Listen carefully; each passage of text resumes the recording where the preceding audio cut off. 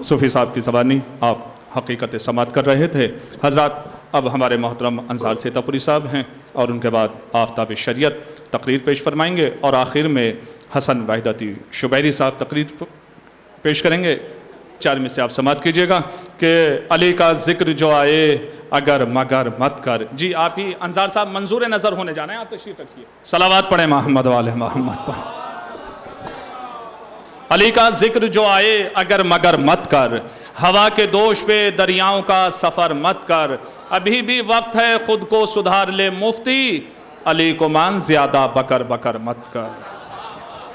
آپ ملاحظہ فرما رہے ہیں، لیکن محترم آقائے شریعت آفتاب شریعت قلب جواد نقوی صاحب سے التماس کی جاتی ہے آپ تشریف لائیں اور بارگاہ مولا میں نذران عقیدت تقریر کے طور پر پیش فرمائیں۔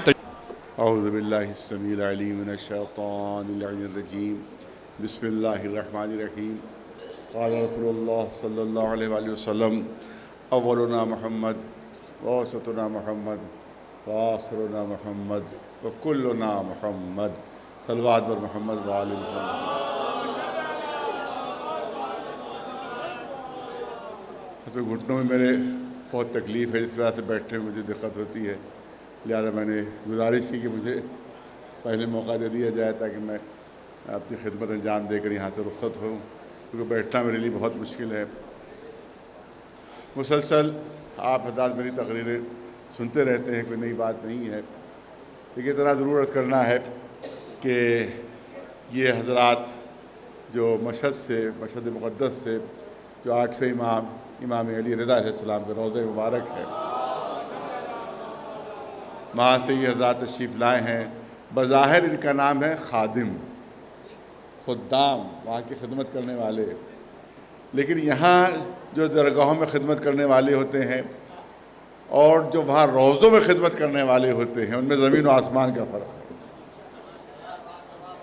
یہ بات ہمارے عوام کو معلوم ہونا چاہیے، ہماری پبلک کو معلوم ہونا چاہیے کہ جو وہاں روضوں میں خدمت کرتے ہیں اور یہاں جو درگاہوں وغیرہ میں خدمت کرنے والے ہوتے ہیں، ان میں زمین و آسمان کا فرق ہے۔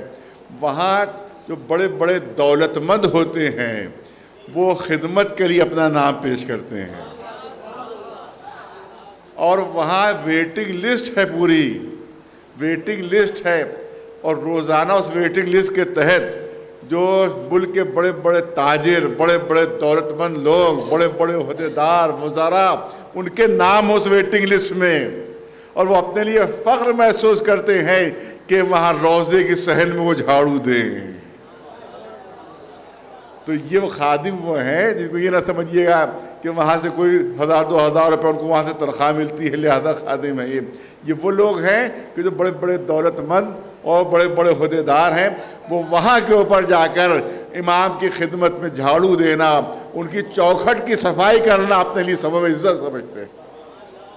یہ ہے وہ خادم کہ جو اس وقت آپ کے سامنے یہاں پر تشریف فرما ہے اور وہاں سے تشریف لائے ہیں، ان کے لیے انتہائی شکر گزار ہیں کہ انہیں اتنی دور زحمت کی یہاں پر تشریف لائے، اور پرچم بھی لے کر آئے ہیں جو امام کے روضے کا پرچم ہے کہ جس کی زیارت کرنے ہی میں ہمیں ثواب حاصل ہو جائے گا انشاءاللہ۔ چند جملے عرض کرنا ہے، زیادہ وقت نہیں لینا ہے، آپ حضرات کے وقت میں بہت تاخیر ہوگی، 12 بج چکے ہیں اور کل جمعہ بھی ہے۔ تو جو ارشاد ہے حضور سرور کائنات محمد مصطفیٰ صلی اللہ علیہ وسلم کہ اولنا محمد ووسطنا محمد وآخرنا محمد وکلنا محمد، ہم سب کے سب محمد ہیں، ایک محمد نہیں ہے بلکہ 14 محمد ہیں، ایک محمد نہیں ہے 14 محمد ہیں۔ اور بعض اوقات مجمع ہے 2-3 جملے عرض کرنا چاہتا ہوں، سب کے سب محمد ہیں، سب کے سب محمد ہیں، ابتدا سے لے کر انتہا تک سب کے سب محمد ہیں۔ بظاہر صورتیں الگ الگ ہیں مگر سیرت ایک ہے، بظاہر قدم الگ الگ ہیں مگر اقدام ایک ہے، بظاہر دل الگ الگ ہیں مگر دلوں میں آنے والا ارادہ ایک ہے، بظاہر نگاہیں الگ الگ ہیں مگر مطمع نگاہ ایک ہے، بظاہر نظریں الگ الگ ہیں مگر نظریہ ایک ہے۔ ایک صلوات بھیجے محمد وآلہ۔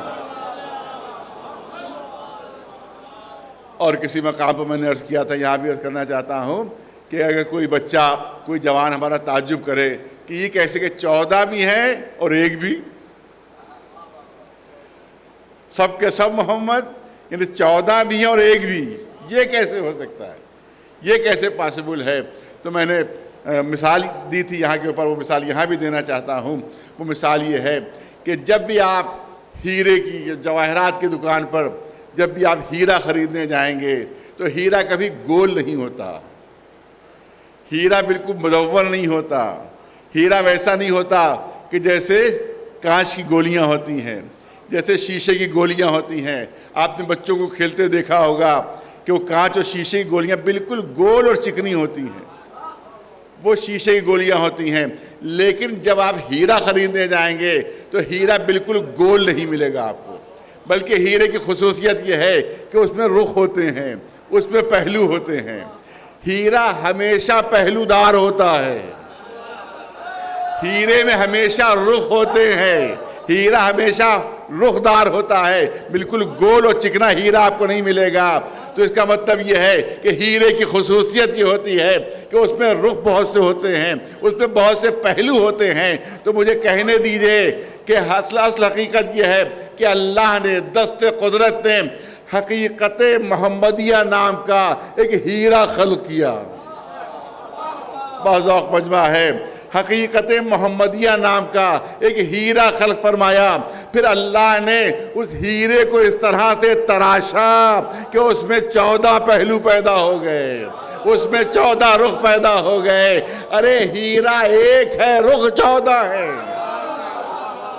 ہیرا ایک ہے، پہلو 14 ہیں۔ اسی لیے رسول نے فرما دیا کہ ہم سب کے سب محمد ہیں، ہم سب کے سب محمد۔ صلوات بھیجے بر محمد وآل محمد۔ دوسرا پہلو عرض کرنا چاہتا ہوں، وہ بھی میں نے کہیں پر عرض کیا تھا، یہاں بھی پیش کرنا چاہتا ہوں کہ آپ دیکھیں تبھی تک 2 جملے کہ جس وقت شیطان نے جناب آدم کے سجدے سے انکار کیا، قرآن مجید میں پوری تفصیل موجود ہے۔ تو جہاں اور اللہ کی طرف سے وہاں پر ارشادات ہیں، وہاں ایک ارشاد اور بھی ہے قرآن مجید میں۔ وہ ارشاد کیا ہے کہ جب شیطان نے انکار کر دیا جناب آدم کے سجدے سے تو اللہ کا ارشاد ہے ام کنت من العالین، ام کنت من العالین۔ اللہ ارشاد فرما رہا ہے کہ کیا تم اپنے کو عالین میں شمار کرنے لگے ہو؟ شیطان نے جب جناب آدم کے سجدے سے انکار کیا تو اللہ نے ارشاد فرمایا ام کنت من العالین، کیا تم اپنے کو عالین میں شمار کرنے لگے؟ توجہ چاہوں گا، کیا تم اپنے کو عالین میں شمار کرنے لگے؟ اس کا مطلب ہے وقت خلقت آدم عرش کے اوپر کوئی عالین نام کی جماعت موجود تھی، کوئی عالین نام کی جماعت موجود تھی کہ جس کو اللہ نے آدم کے سجدے سے مستثنا رکھا تھا۔ سب کو حکم تھا کہ آدم کو سجدہ کریں، مگر عالین کو حکم نہیں دیا گیا تھا کہ آدم کو سجدہ کریں۔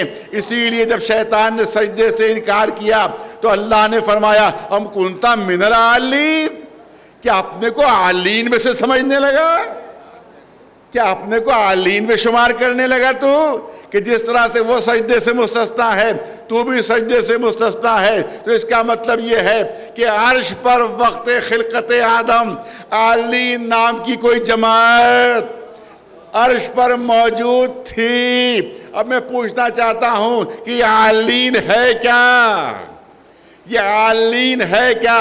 یہ عالین ہے علی کی جمع، یہ عالین ہے علی کا پلورل۔ عالین کے معنی ہوئے بہت سے علی، ارے توجہ رہے، عالین کے معنی ہے بہت سے علی، عالین کے معنی ہے بہت سے علی۔ تو اب مجھے کہنے دیجئے کہ جب یہ عرش پر ہوتے ہیں تو سب کے سب علی ہوتے ہیں، اور جب فرش پر آتے ہیں تو سب کے سب محمد بن جاتے ہیں۔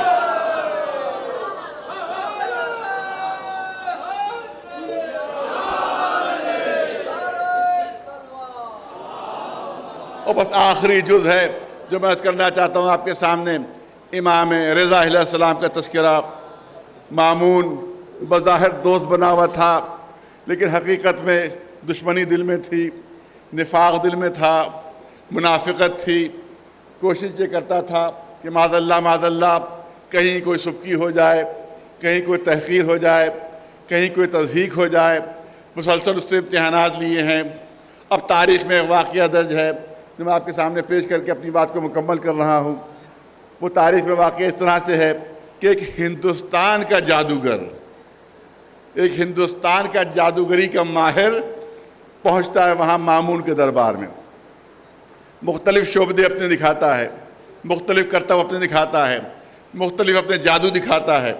سب لوگ دیکھ دیکھ کر حیران ہیں کہ ایسا بھی جادو ہو سکتا ہے، ایسا بھی جادو ہو سکتا ہے۔ زبردست اس نے اپنے جادو کا مظاہرہ کیا۔ اب مامون کے شیطانی ذہن میں ایک سازش آئی، شیطانی ذہن میں ایک سازش آ گئی کہ اس کے ذریعے سے معاذ اللہ امام کی تضحیک ہو جائے، امام کی معاذ اللہ تحقیر ہو جائے۔ اس جادوگر کو بلایا، کہا کہ مامون نے کہا کہ میں نے تمہارے جادو دیکھے، بہت زبردست تم جادوگر ہو، بہت ماہر جادوگر ہو۔ اب تمہیں ایک کام سونپتا ہوں میں، اگر تم نے وہ کام انجام دے دیا اور تم کامیاب ہو گئے تو اب تک جتنا انعام تم کو دیا گیا ہے اس سے 10 گنا انعام ملے گا تمہیں۔ اب تک جتنا انعام تم کو ملا ہے اس سے 10 گنا انعام ملے گا۔ صرف ایک شخص کے ساتھ کوئی ایسا سلوک کر دو کہ اس کی تضحیک ہو جائے، اس کی معاذ اللہ تحقیر ہو جائے، اس کا مضحکہ اڑ جائے۔ جادوگر کہتا ارے یہ تو میرے بائیں ہاتھ کا کھیل ہے۔ ارے آپ کیا کہتے ہیں، ایسی ترکیب کروں گا، ایسے جادو کروں گا کہ پورا دربار اس کا مضحکہ اڑائے گا، پورا دربار میں قہقہہ بلند ہو جائے گا، پورے دربار میں اس کی تضحیک و تحقیر ہوگی معاذ اللہ معاذ اللہ۔ کہا کہ جب وہ شخص اندر آئے گا میں تمہیں اشارہ کر دوں گا کہ فلاں یہی شخص ہے کہ جس کا تم کو اپنے جادو اس پر چلانا ہے۔ 8ویں امام، امام علی رضا علیہ السلام اپنے ایک چاہنے والے غلام کے ساتھ، اپنے ایک وفادار غلام کے ساتھ تشریف لے کر آئے۔ کھانے کا وقت تھا، کھانا دسترخوان لگا دیا گیا ہے، کھانا چن دیا گیا، امام کے سامنے بھی کھانا لگا دیا گیا، امام کا غلام جو تھا اس کے سامنے بھی کھانا لگا دیا گیا۔ بہت توجہ رہے تو کرنا چاہتا ہوں، یہاں پر 2 روایتیں ہیں، 2 روایتیں ہیں، خاص طور سے ذاکرین اور خطبہ ہیں ان سے میرا خطاب ہے کہ یہاں پر 2 روایتیں ہیں۔ ایک روایت یہ ہے کہ امام نے ہاتھ بڑھایا تھا اور جیسے امام نے ہاتھ بڑھایا اور ویسے ہی جادوگر نے جادو کیا اور سامنے سے روٹی غائب ہو گئی اور امام کا ہاتھ دسترخوان سے ٹکرایا معاذ اللہ، اور دربار میں قہقہا اور ایک مضحکہ۔ ایک روایت تو یہ ہے، لیکن دوسری روایت اور بھی ہے جو میں نے دیکھی ہے۔ دوسری روایت یہ ہے کہ امام نے ہاتھ نہیں بڑھایا تھا، امام کے غلام نے ہاتھ بڑھایا تھا۔ امام کے غلام نے جو ہاتھ بڑھایا تو سامنے سے روٹی غائب ہو گئی، اس کے دربار میں ہنسی ہوئی۔ لیکن مجھے یقین ہے کہ اگر امام نے ہاتھ بڑھا دیا ہوتا تو پھر کسی جادوگر کا جادو کام نہیں آ سکتا تھا۔ امام نے ہاتھ نہیں بڑھایا تھا، امام کے غلام نے ہاتھ بڑھایا تھا۔ اور یاد رکھیے کہ اگر غلام وفادار ہو تو آقا غلام کی عزت بھی اپنی عزت سمجھتا ہے، غلام کی عزت کو بھی آقا اپنی عزت سمجھتے ہیں، لہذا غلام کی بے عزتی بھی برداشت نہیں ہوئی، حکم دیا۔ آپ نے دیکھا قالینوں پر ایران میں قالین بنتے ہیں، اس پر تصویریں بنی ہوتی ہیں، اور زمین پر بھی قالین بچھتے ہیں اور دیواروں پر بھی زینت کے لیے قالین لگائے جاتے ہیں۔ تو وہاں کے اوپر دیوار کے اوپر ایک قالین لگا ہوا تھا بہت بڑا، جس میں ایک شیر کی تصویر بنی ہوئی تھی، ایک شیر کی تصویر بنی ہوئی تھی۔ جیسے غلام کا مضحکہ اڑا، جیسے غلام کے سامنے سے روٹی غائب ہوئی، اس وقت مولا نے اشارہ کیا اس تصویر کی طرف کہ جو قالین پر بنی ہوئی تھی، اس تصویر کی طرف اشارہ کیا۔ تصویر اصلی شیر میں تبدیل ہوئی، حقیقی شیر میں تبدیل ہوئی، واقعی شیر میں تبدیل ہوئی، اور اس نے جس لگائی اور جس لگا کر اس جادوگر کو چیر پھاڑ کر کھا لیا، اور دوبارہ پھر تصویر کی صورت میں بدل گیا وہ شیر۔ وہی تصویر مامون پر بے ہوشی طاری ہو گئی، درباریوں پر بے ہوشی طاری ہو گئی۔ جب ان کو ہوش آیا تو اس کے بعد مولا کے آگے ہاتھ جوڑ لیے، آقا خطا ہو گئی، قصور ہو گیا، اس جادوگر کو واپس کروا دیجئے، اس کو دوبارہ زندگی عطا کر دیجئے۔ تو امام کا جواب تاریخ میں محفوظ ہے، آپ نے فرمایا کہ اگر موسیٰ کے عصا نے ان رسیوں کو دوبارہ زندہ کر دیا ہوتا، دوبارہ دے دیا ہوتا، تو یہ جادوگر بھی دوبارہ زندہ ہو سکتا تھا، یہ اس جادوگر کو بھی دوبارہ زندہ کر سکتا تھا میں، لیکن نہ وہ رسیاں واپس ہوئی ہیں نہ یہ جادوگر واپس ہوگا۔ یہاں کے اوپر میں آپ کے سامنے عرض کرنا چاہتا ہوں، لوگ کہتے ہیں کہ ہم انبیاء سے اماموں کو بڑھا دیتے ہیں۔ نہیں، بس آخری جملہ عرض کرنا چاہتا ہوں۔ اعتراض کیا جاتا ہے کہ ہم اماموں کو انبیاء سے بڑھا دیتے ہیں، انبیاء سے بڑا درجہ دے دیتے ہیں، ارے یار یہ تو صاحب کفر ہے، یہ تو صاحب شرک ہے، شیعہ جو ہے کافر ہیں، شیعہ مشرک ہیں، کیونکہ اپنے اماموں کو انبیاء سے بڑھا دیتے ہیں۔